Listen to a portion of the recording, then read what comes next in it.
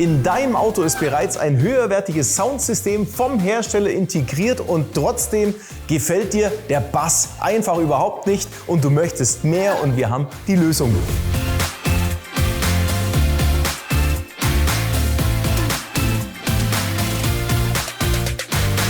Im Speziellen geht es darum, den originalen Subwoofer, der ja in dem originalen Soundsystem bereits integriert ist, quasi totzulegen und einen besseren Subwoofer in das Fahrzeug zu integrieren. Das heißt, wir müssen das Signal vom alten Subwoofer jetzt umleiten in den neuen Subwoofer rein, damit der natürlich weiß, was er für einen Sound spielen muss, was er für einen Bass spielen muss. Und dazu gibt es ein paar kleine Kniffe und es gibt auch ein Einbauzubehör und das zeige ich euch jetzt. Das entsprechende Werkzeug dazu heißt High-Low-Adapter und da haben wir euch auch schon die ein oder anderen Videos gezeigt, wo ihr am Autoradio aus einem Lautsprecherausgang das Signal abgreift und zum Schluss eine Cinch-Leitung zum haben, um damit in irgendeine Endstufe reinzufahren. Wir haben praktisch das gleiche Prinzip mit dem HLM HP und dieses HP sagt aus High Power. Dieses Soundsystem, was wegen mir Audi, Kia, BMW, egal was die unter Soundsysteme drinne haben, ist ein kleiner Verstärker, ein zusätzlicher, der jetzt mehr Leistung hat. Und damit kommen High-Low-Adapter im herkömmlichen Sinne schwer in Bedrängnis, weil die Spannung über das Soundsystem, über die Mehrleistung so hoch sein kann, dass der eigentliche High-Low-Adapter kaputt geht. Und deswegen gibt's eben den High-Power High-Low-Adapter und bei uns heißt der HLM HP. Das ist die Basis für das, wie wir unser originales Soundsystem vom Fahrzeug adaptieren können und den Sound vom Subwoofer abgreifen können. Dann fangen wir mal an, was unser HLM so alles hat. Der hat nämlich einen Eingang für 2 Kanäle, also jeweils Plus und Minus. Und das ist auch ganz wichtig, weil viele Fahrzeuge im Fahrzeug einen Subwoofer drin haben, der Doppelschwingspulen belegt ist. Das heißt, wir haben insgesamt schon 4 Anschlüsse an einem Subwoofer, in den meisten Subwoofern im Fahrzeug, wo wir dann einen rechten und einen linken Kanal dafür hernehmen können. Und zum Schluss eine Cinch-Leitung haben mit 2 Kanälen, also wieder rechts und links. Also rechts und links ist in dem Fall falsch. Wir haben die erste Schwingspule und die zweite Schwingspule, kommt auch aufs Gleiche raus. Und jetzt können wir dieses Cinch-Kabel entsprechend mit einem Cinch-Kabel verlängern und bis zum Subwoofer an den Eingang führen, wo dieser Cinch-Input dafür vorgesehen ist. Also das ist die große Challenge. Signal vom Original-Subwoofer abgreifen und weiterführen bis zum Subwoofer, den wir einbauen möchten. Und unser HLM ist natürlich ein sehr intelligentes Gerät. Der erkennt oder der detektiert dann auch die Fehlfunktionen, die am Fahrzeug passieren können, wenn ihr einfach einen Subwoofer im Soundsystem abhängt und irgendwie umleitet, dass euer Soundsystem so intelligent ist und sagt, dann spiele ich nicht mehr, wenn nicht meine Originalwerte dran sind. Unser HLM ist so intelligent und gibt die passenden Werte wieder zurück, dass euch genau dieser Fall nie passiert, dass der Subwoofer, das Abstecken des Subwoofers dazu führt, dass überhaupt kein Sound mehr aus dem Soundsystem rauskommt. Dazu braucht er natürlich jetzt auch eine Stromversorgung, das heißt ein Plus und ein Minus und gibt eine Remote-Leitung aus, weil unser HLM erkennt, jetzt ist Sound an. Also gebe ich jetzt den Schaltstrom an unseren Aktivwoofer hier weiter, damit die Endstufe hier, die eingebaut ist, weiß, jetzt schalte bitte an, weil jetzt ist der Fahrer drin im Fahrzeug, macht das Radio an und somit auch den Woofer. Es gibt Fahrzeuge, da ist der Subwoofer in der Reserveradmulde irgendwo schon zu sehen und ist auch leicht abzustecken. Gerade bei Audi ist es öfters der Fall. Hier in unserem Kia Sportage haben wir den Subwoofer in der rechten Seitenverkleidung und haben somit auch Wege, die wir zurücklegen müssen, damit die ordentlich verbunden sind. Und dafür gibt es dann zum Beispiel diesen Molex-Adapter. Das heißt, wir haben hier einen Anschluss. Unser HLM hat ja auch den Molex bereits vorbereitet und den können wir jetzt dann praktisch bis zu dem Punkt hinlegen, wo wir den Subwoofer am Kabel abgreifen, also das Signal abgreifen vom Subwoofer. Das ist einmal das, gibt es natürlich in 1,20 Meter Länge, das gibt es in 2,75 Meter Länge, so dass ihr daheim sehr flexibel seid, um dieses Kabel zu verlängern.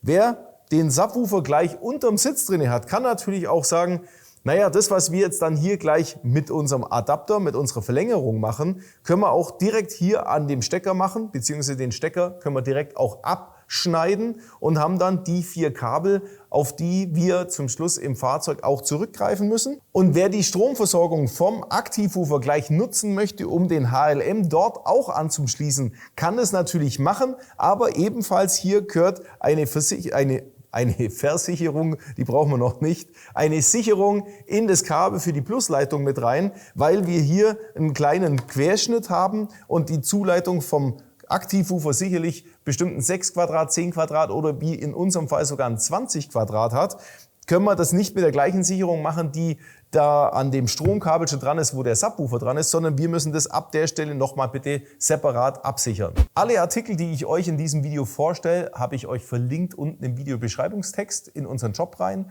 Und natürlich gibt es jede Menge verschiedene Subwoofer-Lösungen, die ihr in eurem Fahrzeug integrieren könnt, ob das eben im Kofferraum ist oder in der Reserveradmulde oder wenn ihr sogar einen separaten Verstärker, der nur Subwoofer spielen soll, für einen dicken, fetten Subwoofer. Die Anschlussweise in dem Fall ist immer dieselbe. Unser Fahrzeug ist ein Kia Sportage Hybrid und wenn ihr im Kofferraum oder wo auch immer ihr Kabel verlegt, orangene Kabel seht, das ist Hochvolt. Daran haben wir nichts verloren, da schneidet ihr nicht dran rum oder macht irgendwas, sondern beachtet es eigentlich gar nicht, lasst es alles links liegen. Jedes Fahrzeug hat auch eine 12 Volt Batterie, die ihr auch so als dieses erkennt. Und hier haben wir natürlich Masse und 12 Volt plus und wir haben auch bereits hier in unserem Fall die Stromversorgung für den Subwoofer von Audison bereits angeschlossen und wir müssen jetzt an diesen Punkt und dieser Punkt kann bei anderen Fahrzeugen, wie gesagt, auch irgendwo hier drin sein, besser zugänglich. Wir müssen tatsächlich die Verkleidung hier ein bisschen wegnehmen. Ich habe jetzt hier 2 Schrauben schon weggemacht und der Rest ist geklippt in dem Fall, dass wir hier uns zumindest einen Zugang schaffen können zu dem Subwoofer, den ich hier schon abgesteckt habe. Und da machen wir jetzt, damit ihr das besser seht, mal so ein Keil rein. Und hier drinnen arbeiten wir jetzt und bringen unser Kabel an. Ihr seht hier den Stecker, das ist die Zuleitung, die von der Endstufe kommt, die im Fahrzeug integriert ist und bis zum Subwoofer hier reingeht und hier der Subwoofer dann Bass macht. Und den stecken wir natürlich hier ab und gehen jetzt auf die Signale drauf, die von der Endstufe kommen. Egal, ob das jetzt eine Bose Soundanlage ist, Bang & Olufsen, Harman Kardon. In unserem Fall haben wir eine Harman Kardon drinne und ja, ist aber eigentlich auch egal, weil wir müssen jetzt das Signal abgreifen. Jetzt muss euch natürlich klar sein, dass es dafür jetzt keinen Gegenstecker gibt, dass man das Ganze hier per Plug-and-Play, wie in vielen anderen unseren Videos, wir das auch praktizieren, vorhanden ist. Es gibt keine passenden Stecker dazu, zumindest nicht für diese Variante, die wir hier brauchen. Für die meisten wahrscheinlich nicht, also gewöhnt euch gleich dran. Ihr müsst tatsächlich an das Kabel ran und da wird jetzt nicht viel passieren, wir machen nämlich nur einen Abgriff hier drauf. Dazu machen wir aber das Kabel hier ein bisschen weiter zugänglich. So, und das reicht uns jetzt auch, damit wir unsere Zugänge hier drauf machen können. In unserem Webshop bieten wir euch das HL-Set an. Das besteht aus verschiedenen Abgriffen, damit ihr, wenn ihr das hier abgreifen möchtet, die passenden Skills dazu habt. Ja. Die braunen sind für 0,75 bis 1 Quadrat und die blauen, die sind bis 1,5 Quadrat. Also, dass ihr das entsprechend für die Kabelquerschnitte alles zur Verfügung habt, je nachdem, was bei euch im Fahrzeug am Woofer für Kabel dran sind. Mit einer Kombizange kann jetzt jede Verbindung einzeln auf das Kabel gequetscht werden. Bei manchen Fahrzeugen bietet sich das von der Einbauposition eventuell sogar an, direkt das Kabel vom HLM hier abzuschneiden und jetzt auf die 4 Pins unsere 4 Kabel draufzulegen. Wir nehmen aber jetzt diese Molex-Verlängerung mit und legen unseren HLM nachher woanders hin und insofern machen wir das jetzt hier mit unserer Verlängerung. Den Stecker an unserem Molex-Kabel können wir jetzt abtrennen und auf jedes einzelne Kabel das entsprechende Gegenstück für die Aufnahme am Subwoofer-Kabel mit ranzubringen.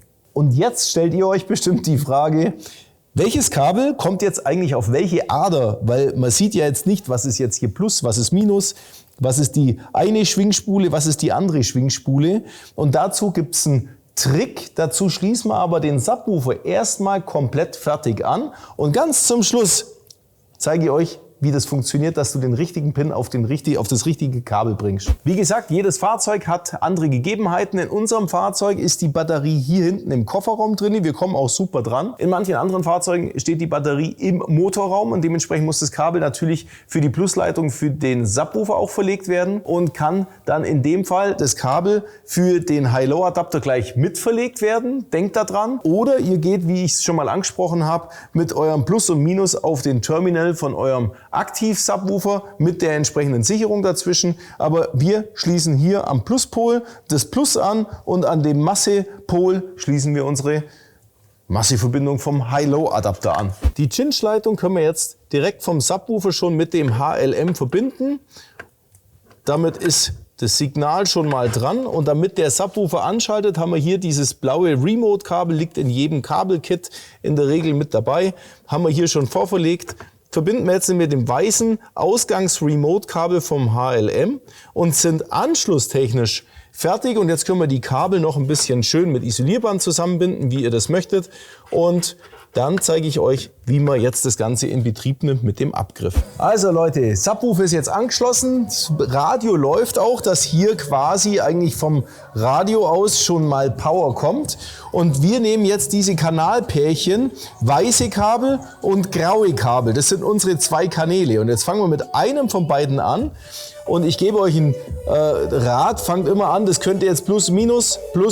Also das wäre jetzt quasi eine Variante, wo man mal anfangen könnte. Dann nehmen wir den Plus, in dem Fall den ohne Markierung, ohne schwarzen Strich. So, den aber auch richtig drauf. Hier richtig verankern hier drin. Jawohl. Und jetzt kommt Nummer 2. Und jetzt sehen wir schon, jetzt geht unser Subwoofer an. In dem Moment, wo unsere Leuchte hier angeht, hat unser HLM bereits erkannt, dass jetzt hier Musik aufspielt und wir zumindest mal so weit richtig sind und natürlich auch ein Bass aus dem Bass rauskommt. Den dreht er am besten an der Stelle jetzt erstmal richtig schön hoch, dass man auch deutlich hört. Da kommt Bass raus, weil ihr müsst jetzt deutlich hören, wenn wir den zweiten Kanal dazu nehmen, dass dann noch mehr Bass kommt. So, den machen wir mal fest und den auch. So, und jetzt ist noch mal mehr Bass da. Das heißt, ich bin richtig, weil so wenn erst mit einem Kanal ein bisschen Bass da ist, mit dem zweiten Kanal noch mehr Bass, haben wir alle Phasen zumindest mal am Subwoofer gleich angeschlossen. Ihr hört es, ich mache es noch mal ein bisschen lauter. So, und jetzt nehme ich einen wieder weg. Also deutlich zu vernehmen, es ist jetzt Bass richtig.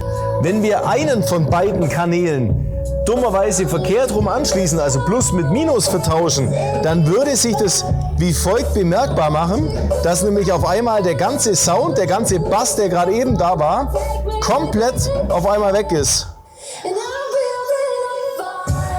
Bäm, weg.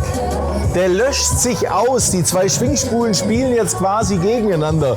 In dem Moment wisst ihr, das ist nicht richtig. Richtig ist es dann, wenn eben der Subwoofer lauter wird.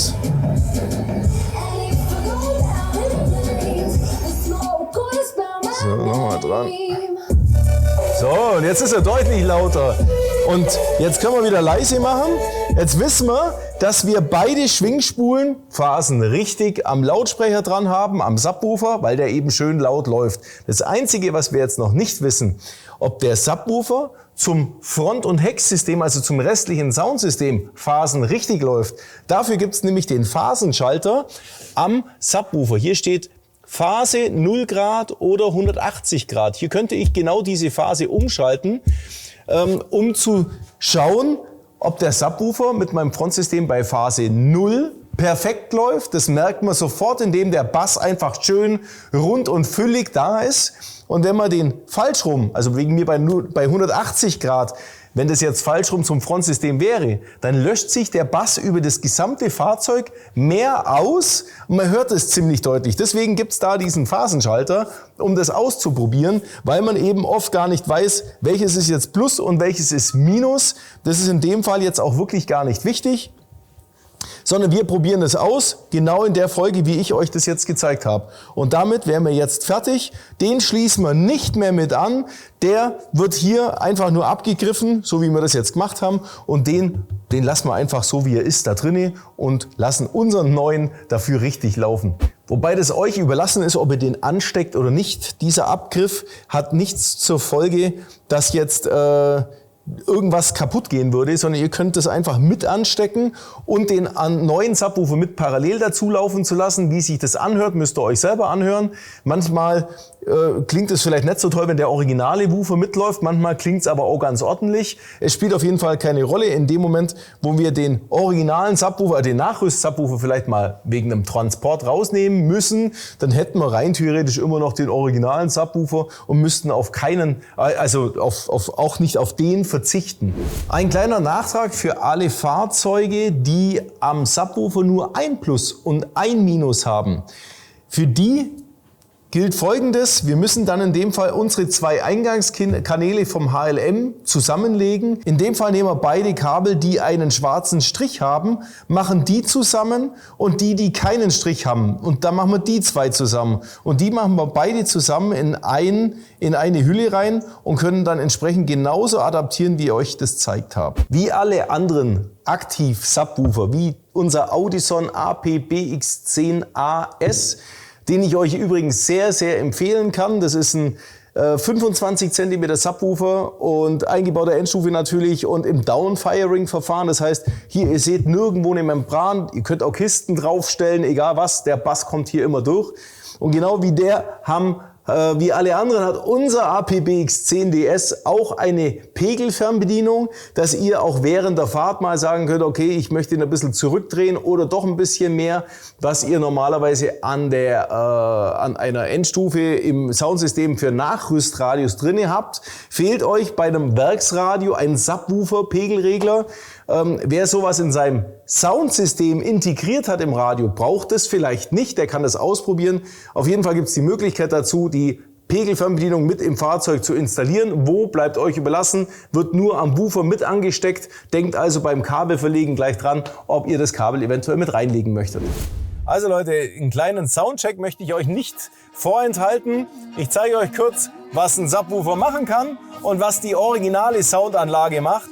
Und dazu drehen wir jetzt mal laut auf und ich drehe unseren neuen Subwoofer erst dazu. Das ist original. Und jetzt? Das ist Subwoofer. Der knallt richtig ab. Der geht vor allem richtig in den Keller runter, was ja die meisten wirklichen eingebundenen Subwoofer in Soundsystemen nicht wirklich tun. So richtig unten rum reinschieben. Total. Nochmal ohne. Und mit. Ohne. Langweilig. Mit. Also Spaßfaktor garantiert, auch für Soundsysteme, die bereits von Werk ab integriert worden sind. Können wir doch pimpen, und wer da Lust drauf hat, ich glaube, dem haben wir jetzt ein paar Anhaltspunkte gegeben, sich damit zu beschäftigen. Viel Spaß und beim nächsten Mal sehen wir uns wieder, wenn es um dein Auto vielleicht geht. Danke fürs Zuschauen, euer Olli.